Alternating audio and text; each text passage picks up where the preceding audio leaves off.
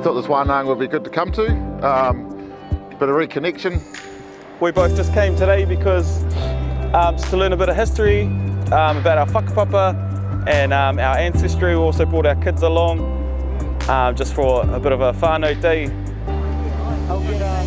My favourite part about today was finding crabs. We've learnt that our ancestors would ride wakas to our land. I have been out here with Ngā Pakiaka today.